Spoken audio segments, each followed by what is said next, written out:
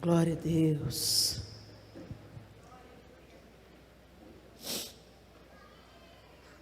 É uma honra estar aqui com vocês, um privilégio para a gente poder servir vocês. Somos parte dessa casa, né? Somos da mesma família, só moramos no outro bairro. Um bairro um pouquinho mais distante, né, pastor? Mas, glória a Jesus. Já tenho... Amém. E a gente está realmente muito agradecido. Na sexta-feira nós tivemos um tempo aqui com os casais, porque nós acreditamos na instituição do casamento. Deus inventou o casamento. E a gente vê Jesus fazendo o seu primeiro milagre em um casamento. E Ele continua transformando a água em vinho, naqueles que realmente desejam experimentar mudança, né? E não se contentam com viver um casamento abaixo daquilo que o Senhor quer que a gente viva, né? Aquém daquilo que Ele quer que a gente viva. Ele quer que realmente os nossos casamentos apontem para o grande casamento, aquele que aguardamos entre Cristo e a igreja.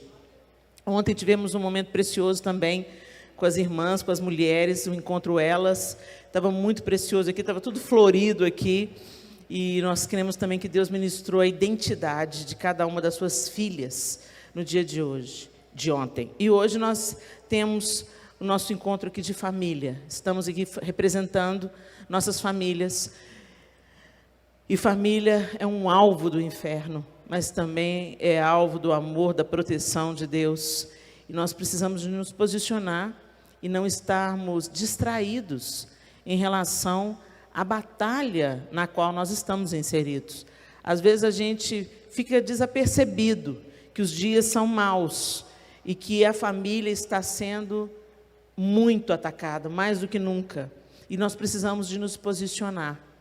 Amém? E eu queria que você abrisse a palavra de Deus em 1 Samuel, capítulo 30.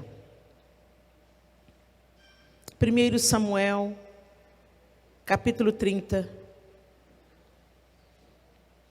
Davi e seus valentes fugiam da insensatez de Saul. Saul tinha inveja de Davi porque ele havia sido ungido rei sobre Israel e se destacava aos olhos de toda a nação. Davi foi uma pessoa utilíssima na vida de Saul. Davi venceu Golias quando ninguém do exército de Israel ousava fazê-lo. Davi se tornou uma pessoa de dentro do palácio de Saul, tocando a harpa para acalmar Saul e para o espírito que o perturbava ser afastado. Davi se tornou um general de guerra de Saul, servindo a Saul com a sua espada. Mas ainda assim, a ira de Saul só se inflamava contra Davi, e ele perseguiu Davi por inveja. Do tempo que Davi foi ungido por Samuel, até Davi ascender ao trono em Jerusalém, porque antes em Hebrom ele foi ungido, e ele governou em Hebrom por 7 anos e meio, mas do tempo que ele foi ungido por Samuel, dentre seus irmãos, até quando ele se assentou no trono em Jerusalém, 22 anos e meio se passaram. Então, às vezes tem gente aí querendo que Deus faça as coisas rapidamente, né? Mas em todo esse processo, Davi também estava sendo forjado, estava sendo treinado, e nesse contexto aqui que a gente vai ler agora, Davi tinha se abrigado à sombra dos filisteus, né? Ele estava fugindo da ira de Saul, mas ele precisava de sobreviver. E ele e seus valentes ganharam, então, uma cidade, né? Ziclag, uma cidade onde eles poderiam habitar com suas esposas, com seus filhos, e com todos os valentes de Davi. E ele, por um triz, não foi lutar contra o seu próprio exército, lutar contra o próprio Israel. Mas, pela misericórdia de Deus, quando Aquis chegou com Davi na batalha, os reis filisteus olharam: o que você está fazendo com esse cara? Esse cara é do exército inimigo. Não, mas ele já está comigo já há mais de 1 ano, e ele não me deu motivo nenhum para desconfiar dele.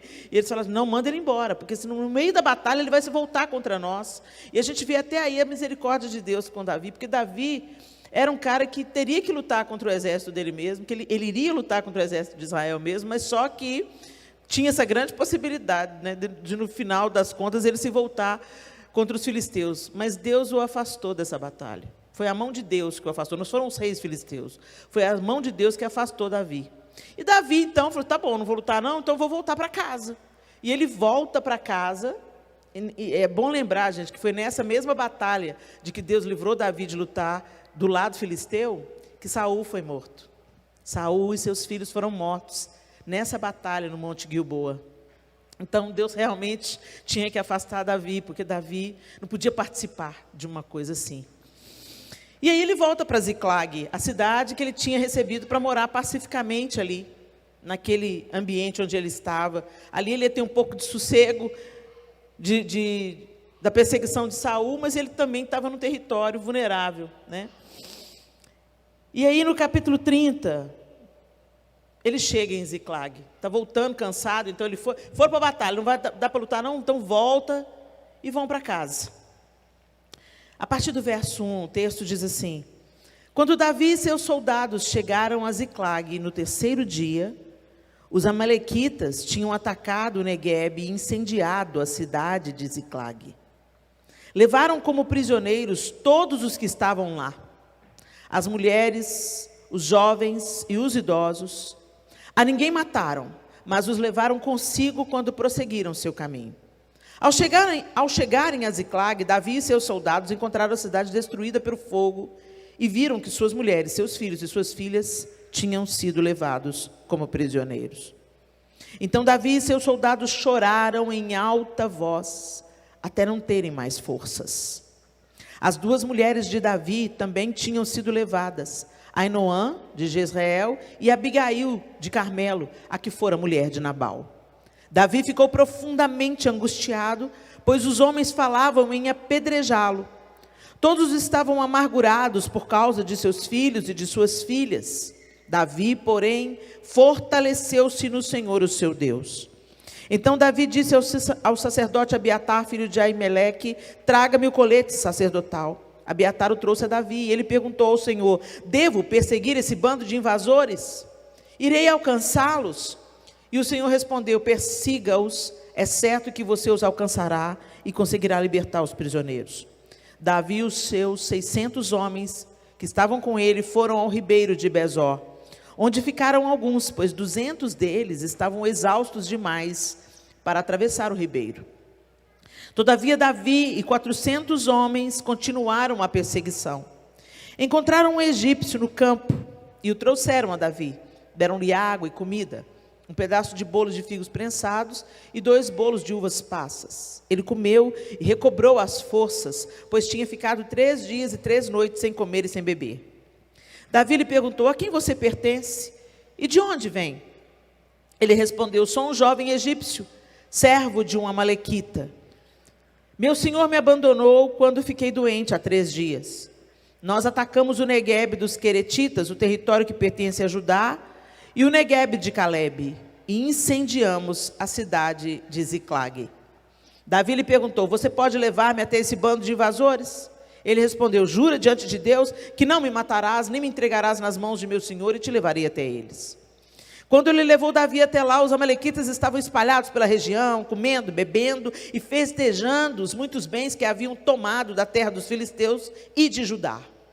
Davi os atacou no dia seguinte, desde o amanhecer até a tarde, e nenhum deles escapou, com exceção de 400 jovens que montaram em camelos e fugiram. Davi recuperou tudo o que os amalequitas tinham levado, incluindo suas 2 mulheres. Nada faltou, nem jovens, nem velhos, nem filhos, nem filhas, nem bens, nem qualquer outra coisa que fora levada. Davi recuperou tudo e tomou também todos os rebanhos dos amalequitas, e seus soldados os conduziram à frente dos outros animais, dizendo: estes são os despojos de Davi. Vamos até aí. Davi e seus soldados chegam à sua casa, à sua cidade, a terra de Ziclag. E quando chega lá, encontram tudo devastado e as famílias sequestradas como prisioneiros. A gente nunca passou por isso, né, gente? Mas você pode imaginar você chegar na sua casa e a gente assistindo as cenas terríveis no Afeganistão, a gente começa a ter um parâmetro do que é ser saqueado na sua própria casa, na sua própria terra, no lugar que deveria ser um lugar de paz, um lugar de tranquilidade, um lugar de harmonia. Você chega e encontra tudo queimado, tudo destruído, tudo devastado. Olha, o quadro não devia ser bonito não, gente, porque o texto diz que quando eles se depararam com aquele quadro, o verso 4 diz que eles choraram em alta voz. Você já viu homem chorando em alta voz? E cá entre nós, gente, aqueles homens ali não eram homens frágeis, vamos dizer assim. Não eram homens muito delicados. Eles estavam acostumados a muitas batalhas árduas. Eles estavam acostumados a ver cabeça rolando, né? Então, tinha um enrijecimento.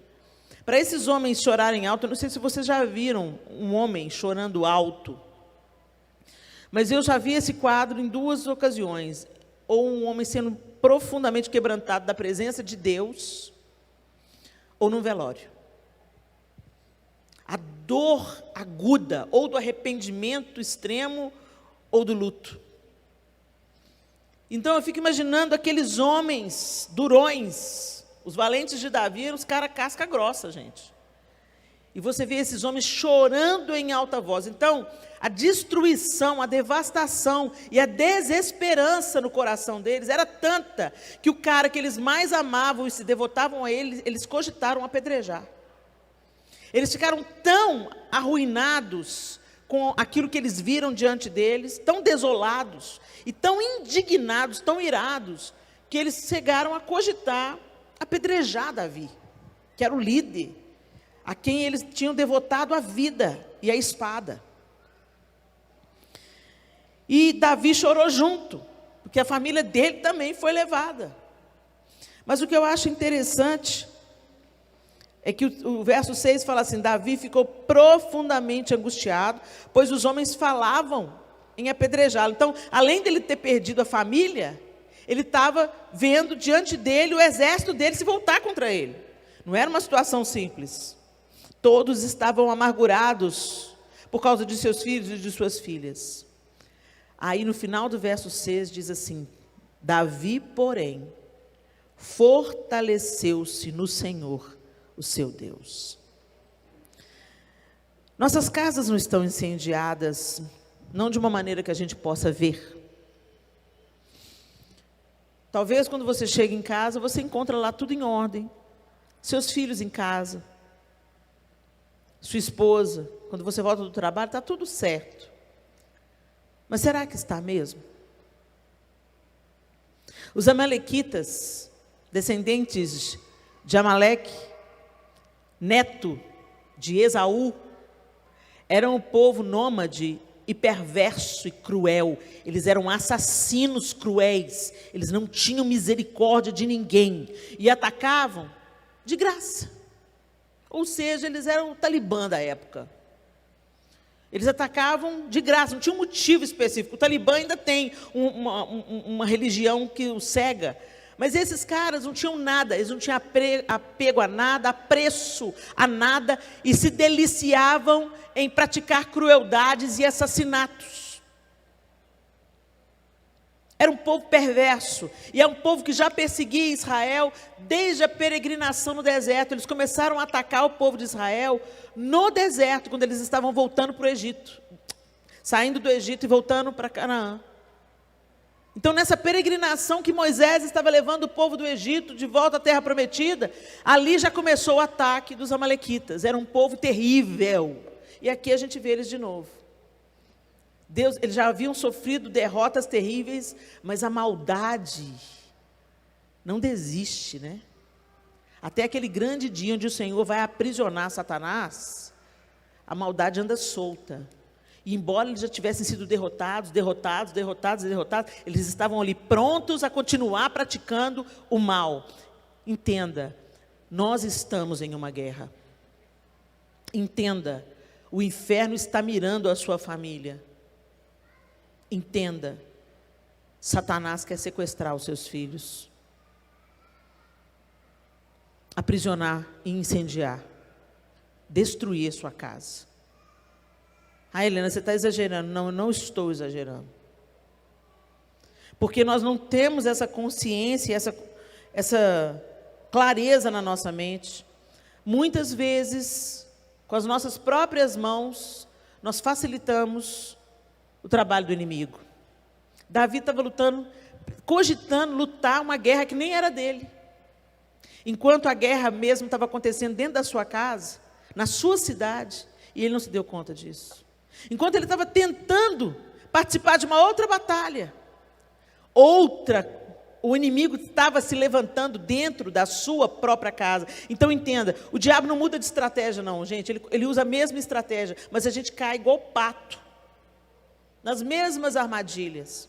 O diabo te distrai com a sua carreira, com seus sonhos, com seus projetos, enquanto isso ele está jantando a próxima geração. A gente entrega os nossos filhos para a internet desde ter idade. Coloca um tablet na mão do menino para dar sossego. E esses meninos estão sendo sobrecarregados de tecnologia, tendo uma gama de informações que o cérebro humano não estava preparado ainda para ter, porque eu acredito que quando a gente receber o nosso corpo glorificado, o nosso cérebro vai receber todo o seu potencial. Eu acredito particularmente nisso. Que o que a gente hoje não usa tudo que a gente pode do nosso cérebro, porque a maldade ainda está no nosso coração.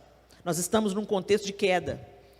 Mas quando nós formos ressuscitados com Cristo e recebemos um novo corpo glorificado, que esse cérebro do nosso corpo físico glorificado, ele vai ter a potencialidade total. A gente não tem nem ideia do que isso vai significar, mas vai ser bom demais. Mas até lá, o que nós podemos usar do nosso cérebro, muitas vezes está sendo bombardeado de um discipulado das trevas. Gente, o mundo jaz no maligno. É a palavra de Deus que diz isso. Que os homens entregaram o mundo a Satanás. Os homens entregaram o governo do mundo a Satanás. Deus reina soberano, Ele reina soberano, mas o desfecho ainda não veio. A nossa segurança é que nós não estamos à deriva como aqueles que estão no mundo estão à deriva. Nós temos um dono, nós somos selados com o Espírito Santo. Então o diabo não tem autorização de nos tocar, a não ser que Deus dê autorização.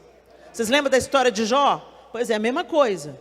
Se pertencemos ao Senhor, Ele não pode ir chegando e fazendo o que Ele quer, não. Mas muitas vezes Deus vai permitir, sim, como Ele permitiu na vida de Jó, que Satanás toque para que nós conheçamos ainda mais o nosso Deus. Mas o que eu quero chamar a atenção de vocês é que nós estamos numa batalha e Satanás não quer arranhar o seu filho, deixar o seu casamento infeliz. Não, ele quer matar, roubar, destruir. Ele quer passar por cima de você como um rolo compressor. E às vezes ele faz isso não porque o Senhor não nos proteja, não porque nós não temos dono, mas porque nós abrimos a porta e convidamos Satanás para entrar. Nós autorizamos Satanás com a nossa negligência, com a nossa distração e por estarmos envolvidos em batalhas que Deus não mandou a gente lutar. Deus não mandou Davi lutar aquela batalha com os filisteus. E porque ele estava lá, tentando fazer o que Deus não mandou ele fazer, e graças a Deus que Deus não permitiu que ele participasse daquela batalha sangrenta, a casa dele, enquanto ele estava lá, a casa dele estava sendo saqueada. Então, às vezes, a gente faz coisa para a nossa família, a gente fala assim, não, é para a nossa família. Eu estou trabalhando, é pela família. Mas a sua família não precisa só do seu dinheiro, não. A família não precisa só pagar contas, não. E a gente fica tentando dar para os nossos filhos o que a gente não teve. E a gente se mata de trabalhar, a gente podia ser feliz com menos, viver com menos, mas ter qualidade de relacionamento dentro de casa, ter tete a tete, discipular os nossos filhos nos caminhos do Senhor, inculcando a palavra de Deus neles. Mas a gente não tem tempo, por quê? Porque a gente está lutando batalhas que Deus não mandou a gente lutar. E a gente está distraído com muitas coisas que Deus não mandou a gente se envolver. E a gente terceiriza a educação dos nossos filhos. A gente negligencia o nosso casamento. A gente começa a cuidar, a gente casa para ficar junto. Mas a gente não fica junto. Por isso que nessa pandemia deu pau. Sabe por quê? Porque 2 estranhos morando debaixo do mesmo teto. Quando começou a conviver, começou a sair faísca. Mas não deveria sair faísca. Vocês não casaram? Vocês não escolheram casar um com o outro? Mas quando voltou para casa, descobriu que estava casado com um estranho. Por quê? Porque o afeto, a amizade, o carinho não foi nutrido.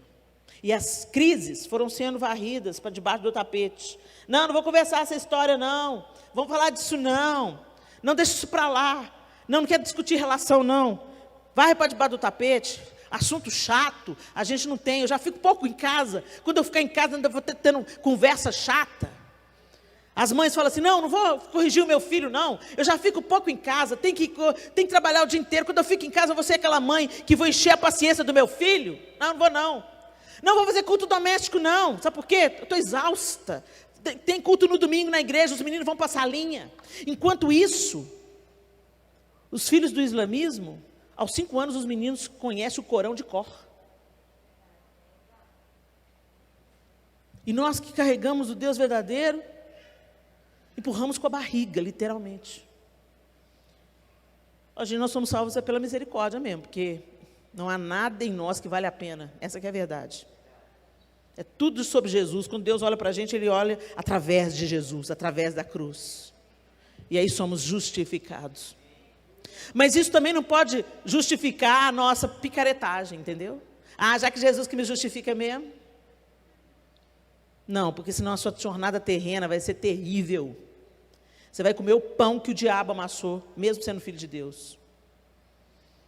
E quantas vezes, gente, colocamos o tablet na mão da criança, o celular na mão da criança, e nos alivia, mas está sobrecarregando os meninos. Uma gama de informação e de estímulo é lançado no cérebro deles. E eles ficam viciados naquilo. Experimenta tirar um celular ou um tablet do menino na hora que ele está jogando o joguinho. Você vai ver. Heroína, cocaína. Eles estão sendo estimulados e eles vão viver buscando estímulo. Eles vão precisar de mais estímulo para ser feliz, para apagar o tédio. Você conhece um adolescente hoje, uma coisa que você mais escuta, que tédio. Que tédio. Tira o celular deles, a vida acaba. E muitos adultos também. Tira um celular de um adulto para você ver, a vida acaba. E o pessoal preocupado com a marca da besta. Na mão direita e na fronte. Eu não sei se o celular é a marca da besta, não, gente. Mas é uma alegoria que vale a gente refletir. A gente, há 20 anos atrás, vivia a vida sem celular. Sentava na mesa, olhava nos olhos dos amigos, a gente ria até a barriga doer, de coisa boba. A gente era feliz com pouco. Não precisava ter roupa de marca, não precisava ter o armário cheio. A gente ganhava a roupa dos irmãos mais velhos e estava bom. A gente namorava, andava de mão dada, se deliciava com as pequenas coisas, com os pequenos prazeres. Hoje os meninos estão sendo roubados, é um outro tempo. E eu não estou aqui demonizando a tecnologia, não. A tecnologia é uma bênção, em vários aspectos. O problema não é a tecnologia em si, o problema são os vícios e os excessos. E isso, roubar a mesa. A gente está ao redor da mesa, mas não olha o olho do filho porque está olhando a televisão. Ou os meninos estão aqui comendo, mas com o celular na perna. Tem hora para tudo. Há tempo para todas as coisas debaixo dos céus.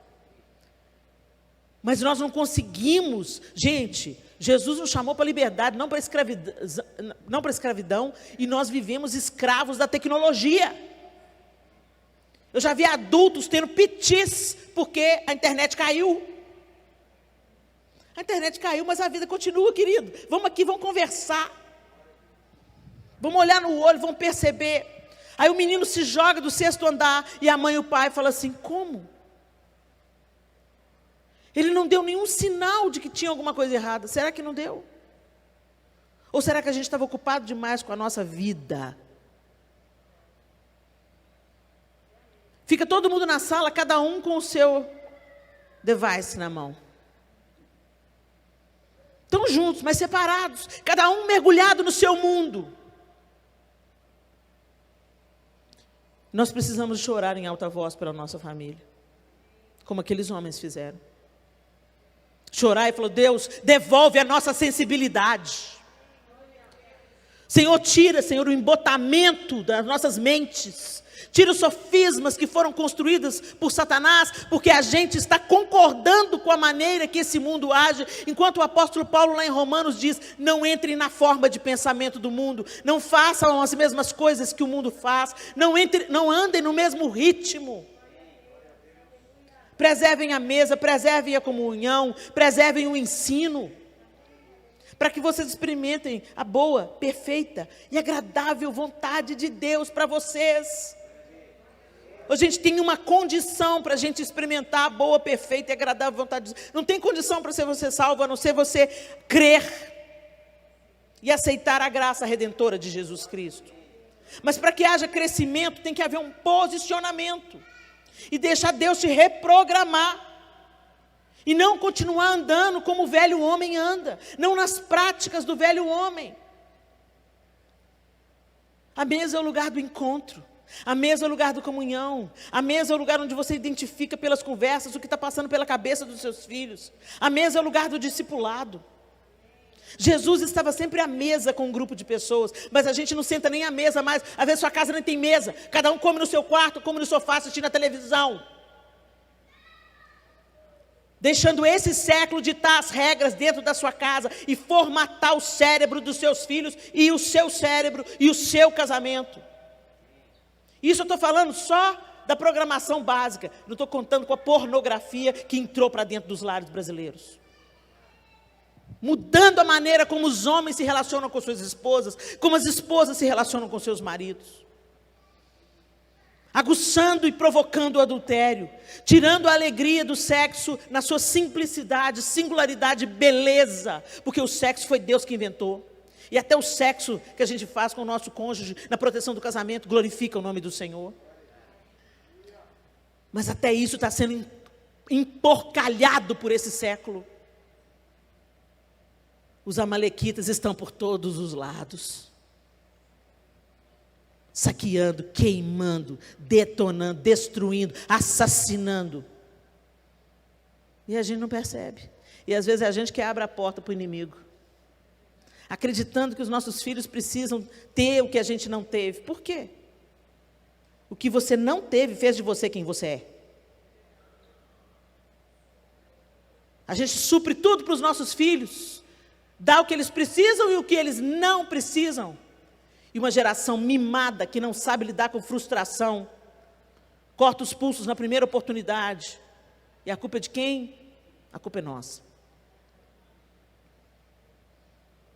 Que achamos que dizer não e dar limites é desamor. Desamor é não dar. Deus, que é um Pai perfeito, diz: eu corrijo o filho a quem eu amo, e eu açoito a todo aquele que eu quero bem. Sabe essa história, essa máxima? Deus não castiga. Deus castiga sim, gente. Não sou eu que falei, é a Bíblia que fala. Ele falou: eu corrijo o filho a quem eu amo, e eu açoito a todo aquele que eu quero bem, porque Deus prefere nos ver frustrados do que nos ver perdidos e mortos.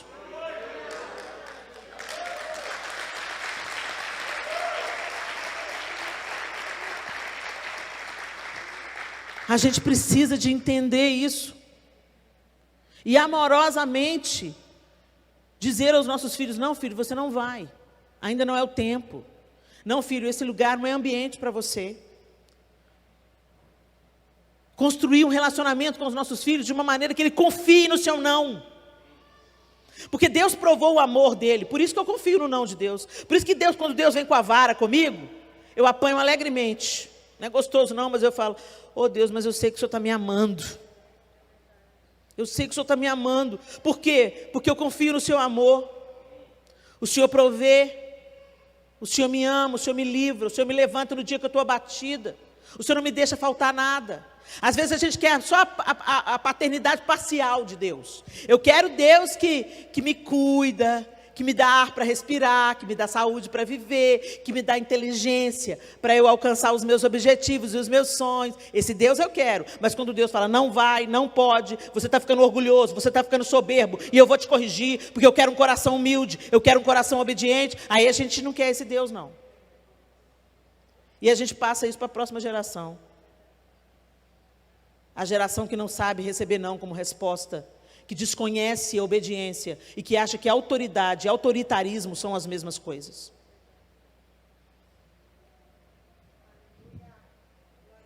Davi chorou, os homens choraram, e é tempo de vocês, homens, pais, porque vocês são autoridade dentro da casa de vocês. É tempo de vocês dobrarem os seus joelhos. Às vezes a intercessora lá de casa é minha mulher, não, mas você é autoridade.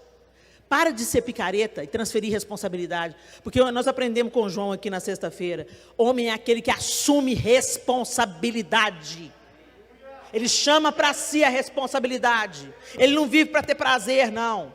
Só pensando nele, não. Homem que é homem, assume o seu lugar.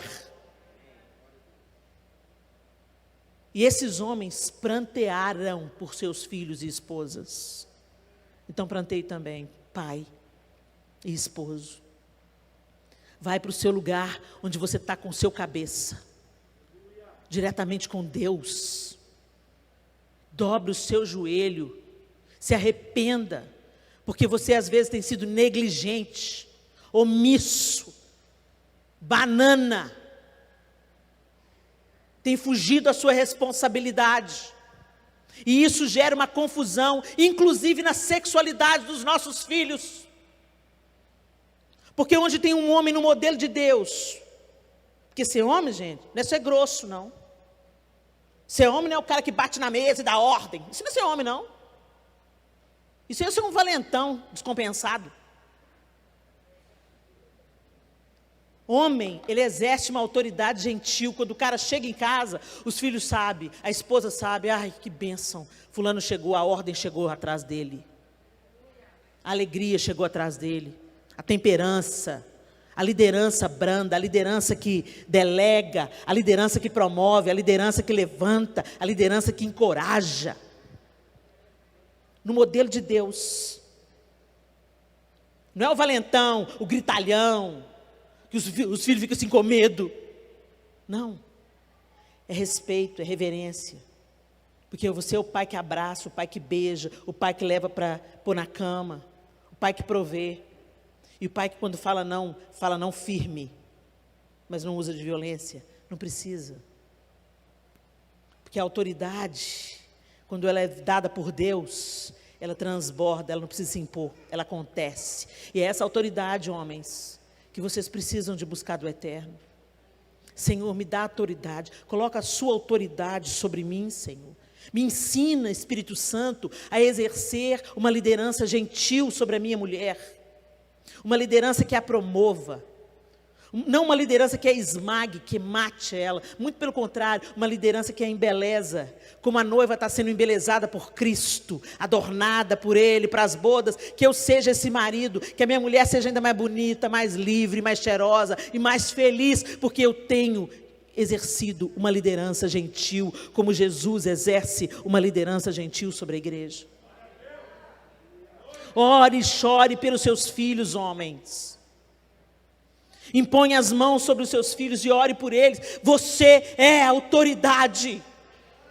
Não é o professor que é a autoridade, é você que é a autoridade. Então põe a mão na cabeça dos seus filhos quando eles forem sair para a escola. Fala assim, em nome de Jesus, Senhor, sela a mente do fulano, sela a mente do ciclano. Eles vão aprender aquilo que eles precisam aprender, aquilo que eles não precisam, aquilo que é um discipulado das trevas. Os ouvidos deles estão bloqueados para absorver, porque eu como pai, Senhor, em nome de Jesus, eu abençoo os meus filhos para prosperar nos teus caminhos.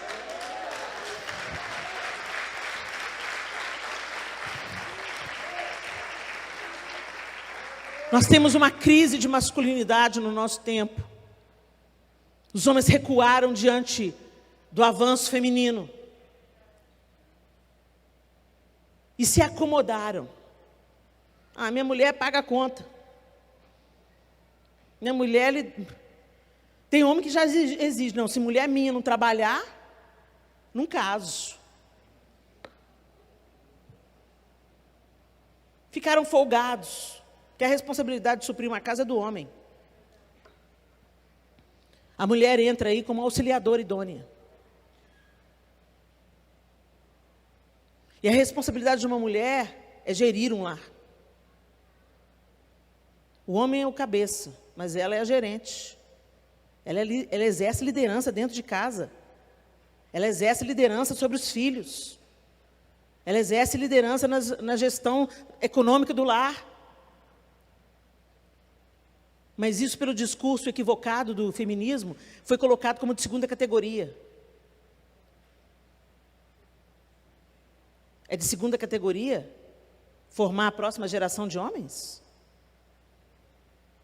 Eu sou muito feliz por ter sido uma dona de casa e mãe. E por ver hoje os meus filhos. Um vai casar em abril, o outro já casou há 2 anos. E faz faxina e lava vasilha para a mulher dele. E isso não tira nada da masculinidade dele. Porque ele entendeu, não mãe, eu sujo, eu também limpo. É a minha responsabilidade, é meu papel.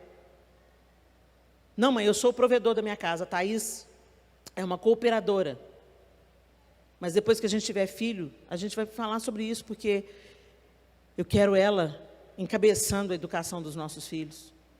E eu fico tão feliz de ver um cara que eu formei, sendo um homem que não acha que uma mulher com roupa curta merece ser estuprada, sendo um homem que acha que deve respeitar todas as mulheres, ser um homem que acha que deve encorajar a carreira da esposa que está estudando para psicologia, e ser um homem que não acha humilhante desenvolver o serviço doméstico, igual o pai dele. Eu fico vendo ele colocando a Thaís no canto. Eu fico vendo, quando ele ainda antes de casar, eu estava andando com ele, e ele me deu a mão, eu dei a mão para ele, ele me passou para o canto da calçada. Eu falei, que é isso, Miguel? Você que é filho, você fica dentro, eu sou mãe. Ele falou, não mãe, sim, você é mãe. E eu não quero te respeitar, mas eu sou homem. E agora eu sou maior do que você. Então, se o carro vier, ele vai pegar eu, não você. Eu falei, meu Deus. Ele não foi ensinado isso, não com palavras, mas ele vê o pai dele fazendo isso. Não menospreze, homem, o seu exemplo para os seus filhos. Como você trata a mãe deles, vai determinar como eles vão tratar a esposa deles. Encoraje os seus filhos a honrar e respeitar mulheres. E encoraje as suas filhas a respeitar a figura masculina. Respeitar não é ser abusada, respeitar não é virar tapete. Ser submissa no modelo bíblico é igual essa mesa aqui, ó. Submissão bíblica é isso aqui. Essa coluna seria a mulher, essa tampa seria o homem. Se você olhar bem, a coluna é muito mais imponente do que a tampa.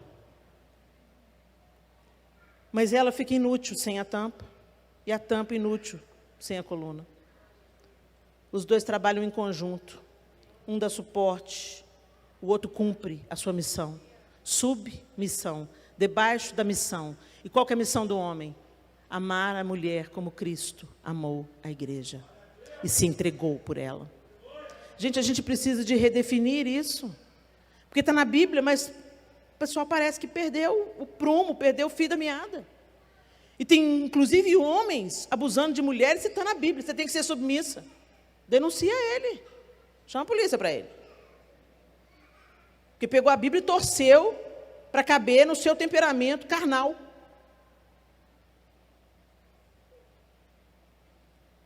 Homens, se posicionem.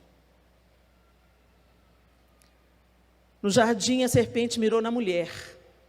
Porque quando a mulher sai da sua posição, isso tem uma reverberação muito maior. A mulher é uma voz de influência. A mulher é uma influência poderosa. Por isso que Deus falou que nós seríamos aquela que leva socorro, aquela que leva solução de problemas. É isso que significa auxiliadora. No original, hebraico, ezer, é aquela que é socorro, aquela que é solução.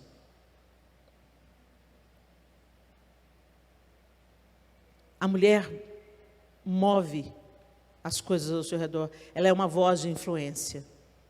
E quando ela é movida do seu lugar, os filhos sofrem, os casamentos sofrem, o aborto começa a ser uma opção, o divórcio fica facilitado e a sociedade é arrebentada. Ele mirou na mulher no Éden e mirou na mulher nos anos 60.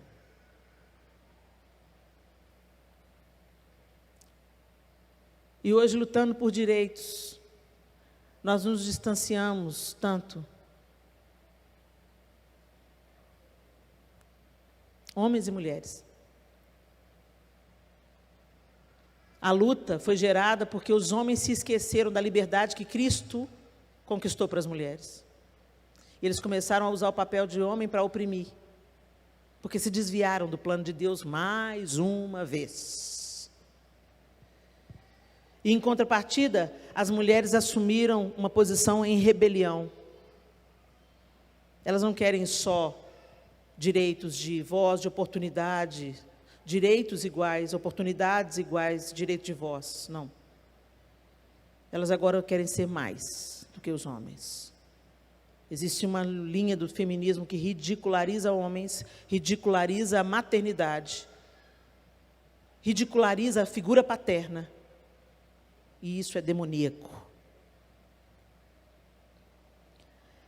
Davi chorou com seus homens.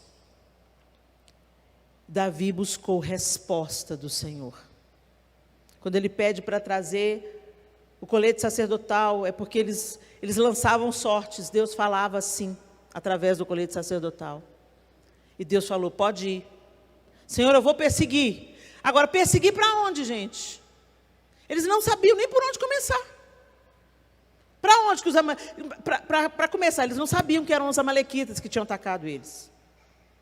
Alguém chegou, saqueou, incendiou, levou todo mundo preso, porque não tinha nenhum cadáver na cidade, então, pressupõe-se, não tem um cadáver aqui, levaram junto, sequestraram. Posso ir, Senhor, atrás? Pode. Vai. E eles foram, sem saber para onde, acreditando que o Senhor ia dar direção. Então perceba aqui os movimentos de Davi e seus homens, daqueles pais de família. Primeiro eles choraram, prantearam pelas suas famílias. Depois, eles buscaram respostas no Senhor. Se fortaleceram no Senhor e buscaram respostas no Senhor. E aí o Senhor falou assim, pode ir, porque eu vou dar vitória a vocês. E eu já, de antemão, gente, eu já posso te falar, essa palavra já está sobre você, porque foi Deus que inventou a família. Então, pais, pode ir para o seu quarto, pode ir para o joelho, pode ir para as reuniões de oração, pode ir, porque o Senhor vai te mostrar onde você tem que intervir na sua casa. Pode ir. Mas, Helena, por onde eu começo? Começa dobrando os joelhos e orando todos os dias pela sua mulher e pelos seus filhos e por você mesmo. Começa por aí, buscando a direção de Deus. E Deus vai levantar os egípcios aí na sua vida para te mostrar quem são os seus inimigos, onde eles estão escondidos, para que você possa perseguir, alcançar e destruir. E quando a gente vai lendo o texto, a gente vê que ele encontra esse egípcio que Deus colocou no caminho deles. E ele conta quem ele era, o que tinha feito, quer dizer, colocou tudo na boca do egípcio. Ah, não, eu estava com os amalequitas, que atacaram Ziclag. Ah, então foram vocês. Porque até aí Davi não sabia de onde estava vindo chumbo. Às vezes a gente está assim, está tudo ruim dentro de casa, mas você não sabe identificar exatamente onde está o problema. Por que os filhos estão tão distantes? Por que o casamento está ruim, aquela água morna, aquele negócio ruim? Por que está? Está ruim, você sabe que está ruim, mas você não sabe por quê. Quem? Quantos aqui? Às vezes, a gente vê que a gente não quer voltar para casa. Começa aí. A gente não quer voltar para casa. Dá um desânimo de voltar para casa. Ah, vou arrumar um negócio para fazer. Vou jogar um futebol, vou sair com as amigas. Os filhos querem ficar em qualquer lugar, menos dentro de casa. Porque é ruim. A comunhão da família é ruim. É um lugar de atrito, um lugar de alfinetada, de diferenças.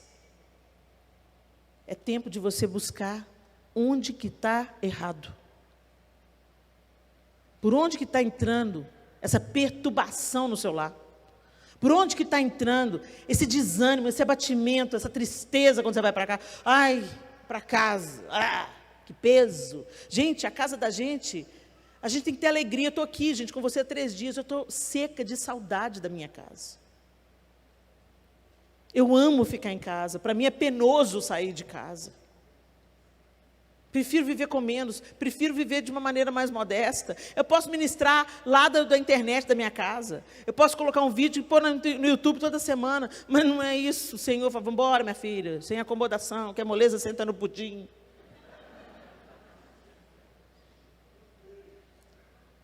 E para a gente conquistar as coisas e alcançar as coisas e ministrar na vida dos outros, às vezes a gente vai ter que romper com a nossa própria preguiça, a nossa própria acomodação.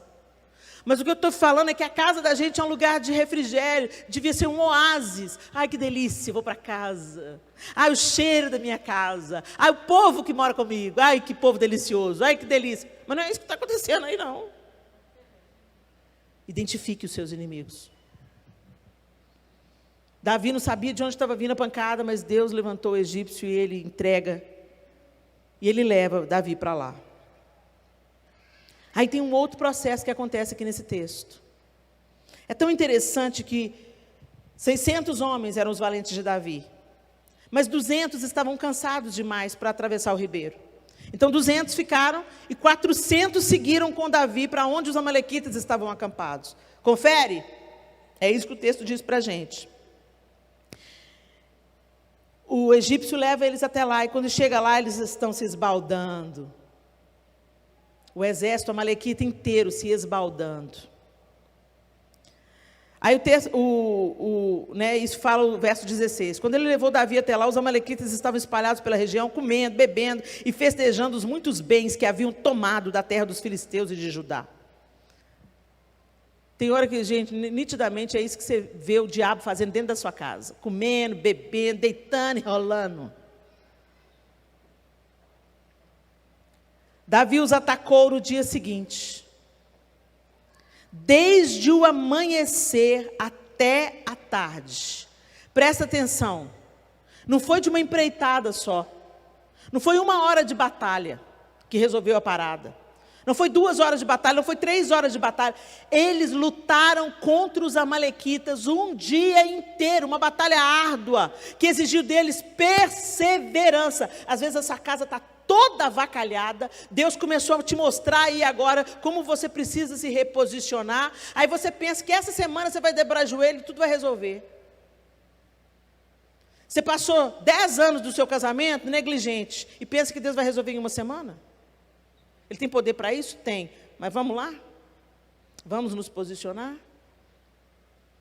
Vamos perseverar na nossa batalha? Vamos assumir uma nova posição e permanecer nessa posição até que o Senhor venha?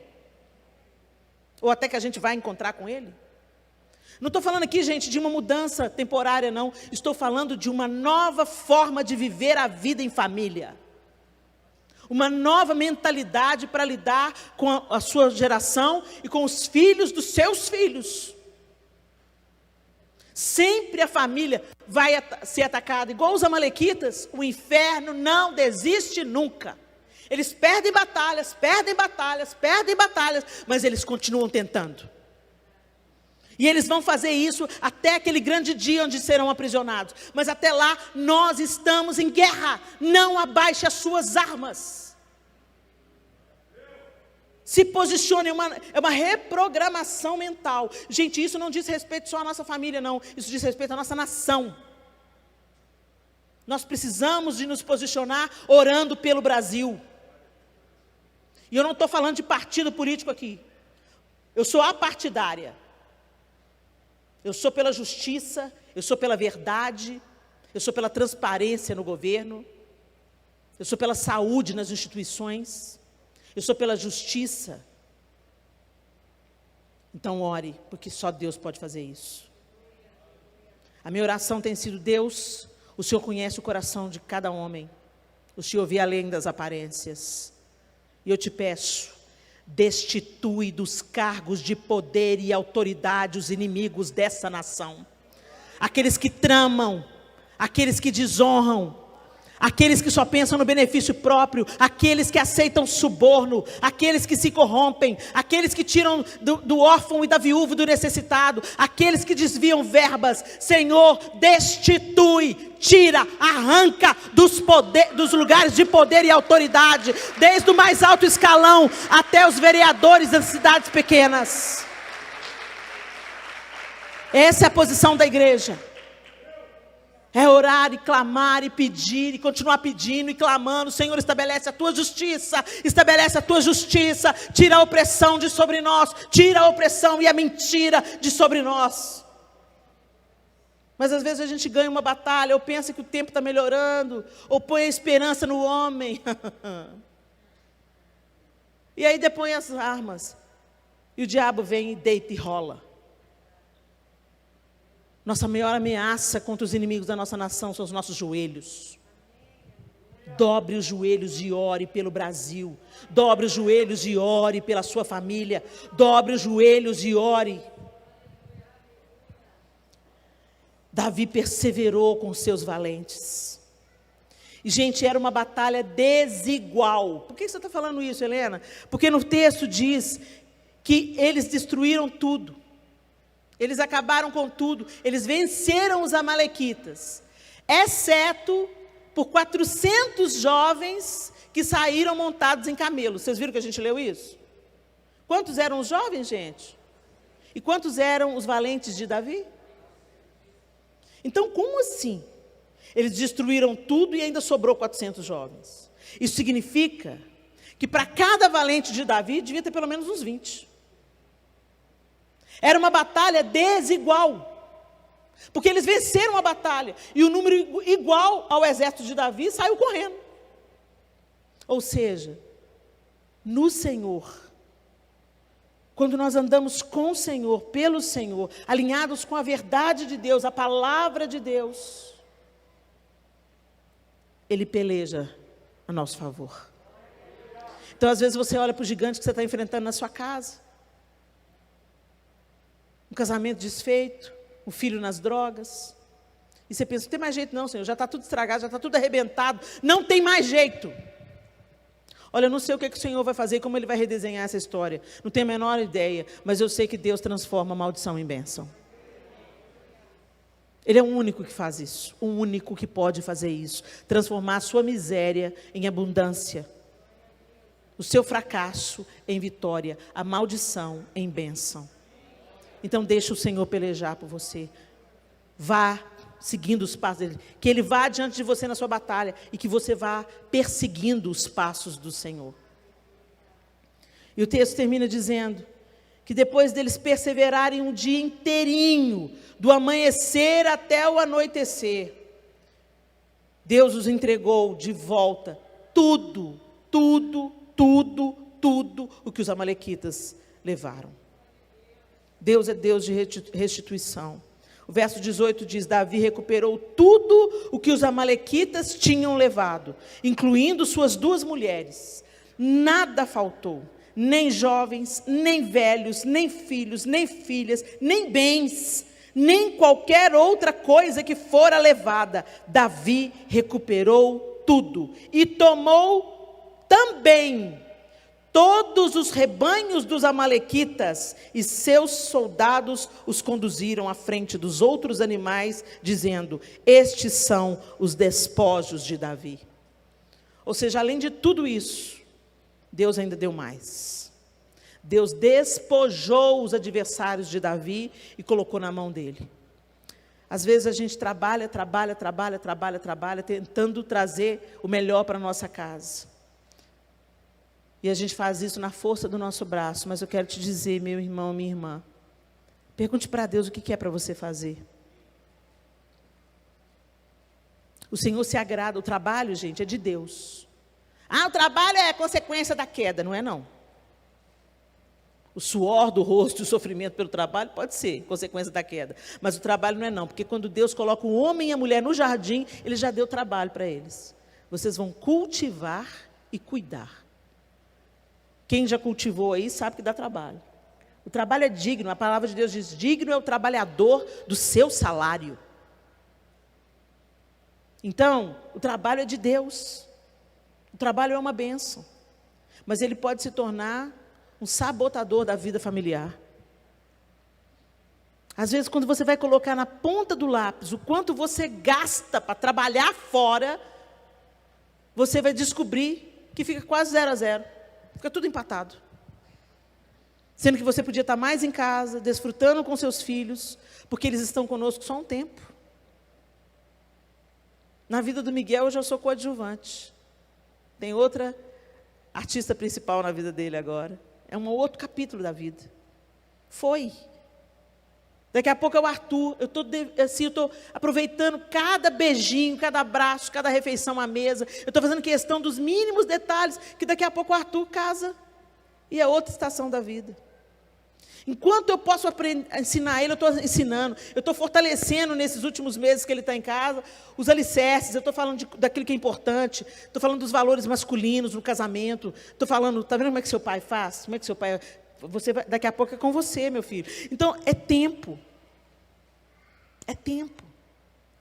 Depois que os filhos vão, aí começa uma outra estação. Você vai namorar muito com o seu marido, você vai viajar muito com ele, vai ser lindo. Mas para chegar nesse tempo, você tem que plantar agora. Cuidar do casamento, com generosidade, com gentileza. Para quando os filhos for embora, você querer ficar junto com ele aí, ó. Você querer ficar junto com ela. Senão vem a síndrome do ninho vazio, e você olha um para o outro e fala, quem é esse? Quem é esse? Vocês concentraram tanto no trabalho para dar pão para os filhos, que perderam o rumo da coisa. Então faz as contas. Trabalha sim, porque Deus não respalda preguiçoso. Trabalha sim, mas prioriza o tempo em família, esteja de verdade. Se você precisa trabalhar por uma questão de necessidade, e é a nossa, né? Todo mundo aqui trabalha, gente, a maioria pelo menos, porque é uma questão de necessidade. Mas tem gente aí que trabalha, principalmente isso é uma característica feminina, às vezes só para se autossatisfazer. E eu não estou dizendo que você não tem que ter um lugar de realização. A mulher também precisa de ter um lugar de autorrealização. Ok? Mas se você é solteira e está aqui com a gente, deixa eu te dar um encorajamento. Planeja a sua carreira para quando você tiver filhos, pelo menos os 5 primeiros anos, você poder se dedicar mais a eles. Planeja uma carreira que dê para você trabalhar de dentro de casa, ou trabalhar menos horas durante a semana. Planeja. E você que já está inserido aí na doidura do mercado de trabalho, pede a Deus para abrir uma porta. Não se acomode naquilo que você está vivendo hoje. Estuda, faz um curso, se aprimora, sabe? Busca uma porta, um outro negócio, uma outra possibilidade de trabalhar em casa, ou trabalhar meio horário. Não se acomode. Fala com Deus, ó Deus, eu quero passar mais tempo com os meus filhos, mas eu preciso de comer também, Senhor. Então, Senhor, abre uma porta para mim, Pai. Me dá mais organização. Eu conheci eu tenho um amigo consultor financeiro, ele é maravilhoso. Cristão, homem de Deus. E ele começou a acompanhar a vida da diarista da casa dele. E essa menina trabalhava de segunda a sábado, trabalhava muito, e sempre estava endividada. Sempre estava endividada. Aí ele pega e chamou ela e ajudou ela a fazer uma gestão financeira, reorganizar financeiramente a vida dela. Eu falei assim, olha, você não gasta o que você não tem. Você gasta o que você tem. Tem coisa que dá para você fazer, tem coisa que não dá para você fazer.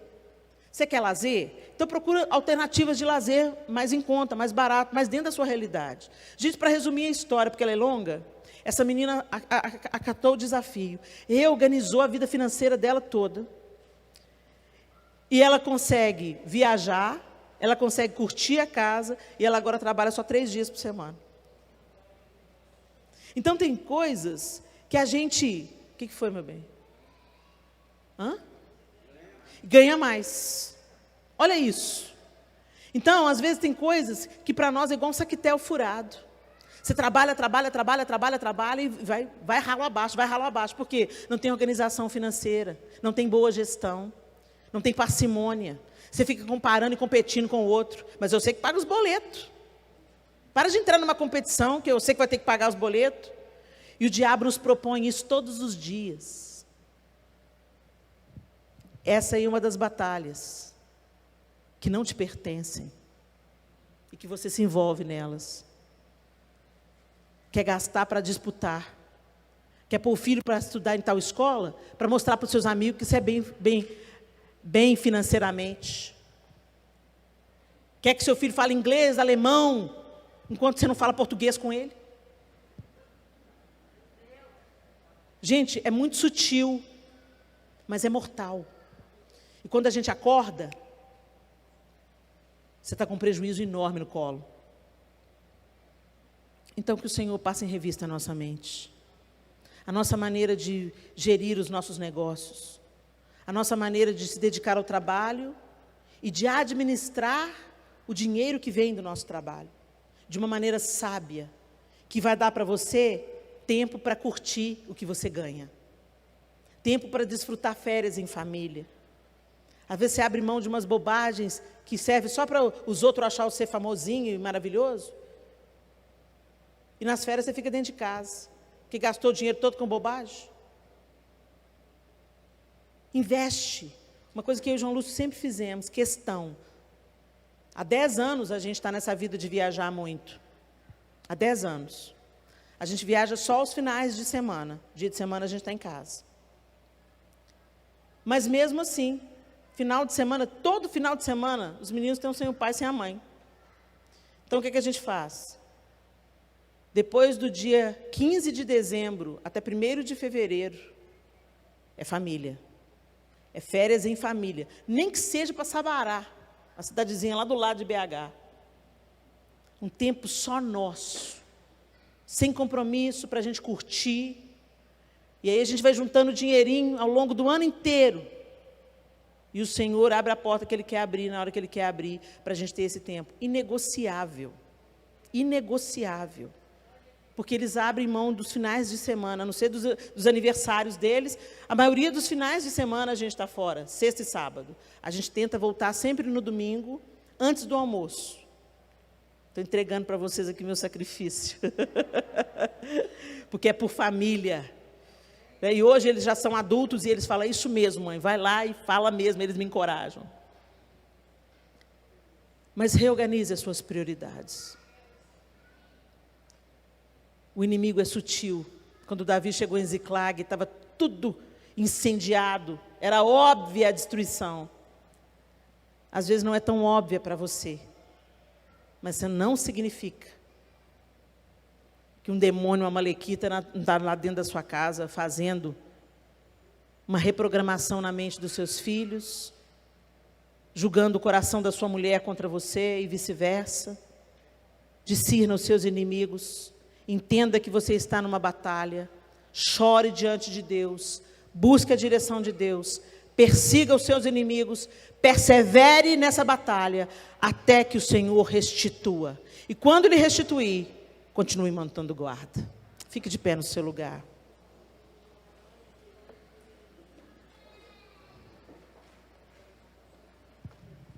Meu bem, ore por nós. Esse é o chefe da nossa casa. E as pessoas às vezes perguntam para o João assim, você não se importa que a sua esposa esteja em mais evidência do que você?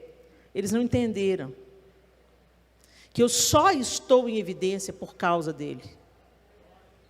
Eu só estou em evidência porque ele é um homem seguro, que não disputa poder. Lá no hotel, ele impõe as mãos sobre mim, ele me abençoa, ele me pastoreia, ele me corrige. Eu quero honrar a autoridade gentil desse homem. E quero encorajar vocês, homens. Encoraje a sua mulher.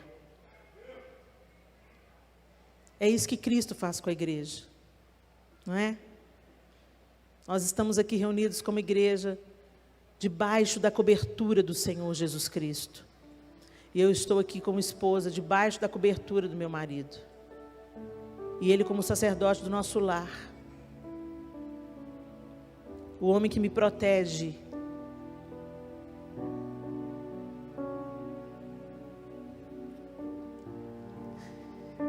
E que me autoriza Eu quero te encorajar. Mulheres, honrem seus maridos. Respeitem seus maridos. E maridos, amem suas esposas. Porque isso traz tanta paz para o lar. Não significa que a casa de vocês vai ser perfeita. Eu e o João temos muitos desafios. Mas somos como um cordão de 3 dobras. Não se rompe, não se romperá. Não porque somos bons em nós mesmos, mas porque aprendemos que se nos apegarmos ao Senhor, Ele vai cuidar de tudo, inclusive daquilo que a gente não dá conta. Ore por nós, amor. Se você está ao lado da sua esposa, do seu marido, dos seus filhos, abrace, dê as mãos, vamos orar juntos como família. Pai, nós te agradecemos, Senhor. Obrigado por essa manhã abençoada, essa manhã de ensino, essa manhã de exortação, essa manhã em que a Tua palavra foi ministrada e que essa semente que foi lançada cai em nossos corações e encontre uma terra boa, uma terra fértil, uma terra em que vai acolher a semente, fazê-la germinar e dar muitos e muitos e muitos frutos para a glória do Senhor. Nós te agradecemos pela nossa casa, pela nossa família. Obrigado, Senhor, porque o Senhor nos colocou numa família, nos permitiu crescer numa família. E a despeito das dificuldades, das lutas, dos problemas, o Senhor ainda, Senhor, permitiu que tivéssemos crescimento para podermos chegar aqui hoje, Senhor. Então as dificuldades, elas não nos impediram de chegar hoje aqui. O Senhor nos livrou e nos permitiu, com a Tua mão poderosa, estarmos aqui hoje. Que sejamos fortalecidos e que venhamos buscar ainda mais intimidade com o Senhor, para sermos, ó Deus, pessoas melhores, maridos melhores, esposas melhores, pais melhores, mães melhores, filhos melhores, irmãos melhores. Nos abençoe, Pai. Nos abençoe como família para cumprirmos os Teus propósitos, para ensinarmos e abençoarmos uns aos outros e para sermos, ó Deus, um espelho, uma referência para todos aqueles que conosco convivem. Que a Tua bênção seja sobre cada família nesta manhã, sobre cada casa aqui representada e transborde para todos aqueles que convivem conosco. Nós te agradecemos e pedimos, nos fortaleça, Senhor.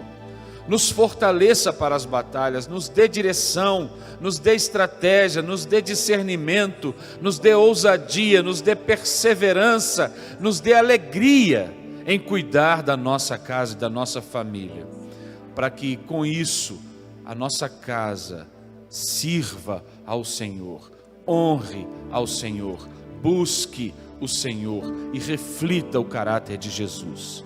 Nós te agradecemos nessa manhã, em nome de Jesus. Amém. Aleluia. Antes de eu devolver o microfone, eu queria dar uma palavra para você que vivenciou um divórcio. Talvez você esteja educando seus filhos sozinha, se desdobrando em turnos para trabalhar, para sustentar a sua casa, seus filhos. Talvez foi a viuvez que chegou na sua casa. Um vício dentro de casa.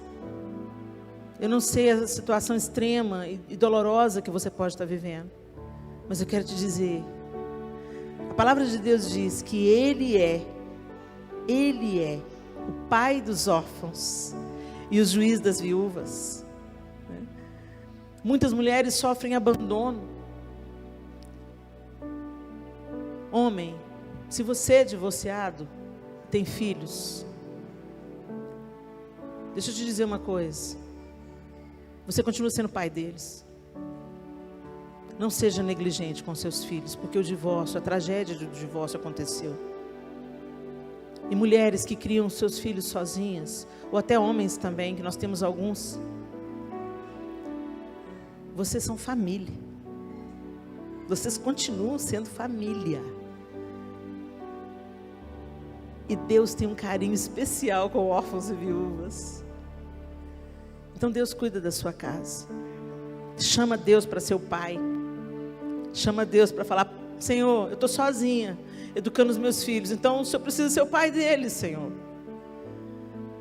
Chama Deus para te ajudar na sua frente de batalha, na sua trincheira de batalha. Você que é divorciado, divorciada, viúvo, viúva, ou foi mãe solteira, o que foi, gente. Deixa Deus desenhar uma outra história. Deixa Deus cuidar daquilo que você não consegue cuidar. Eu tenho que ser pai e mãe do meu filho. Não, você tem que ser mãe. Seja uma boa mãe e peça para Deus ser o pai. Peça para Deus levantar uma figura masculina, talvez um irmão seu, alguém da igreja.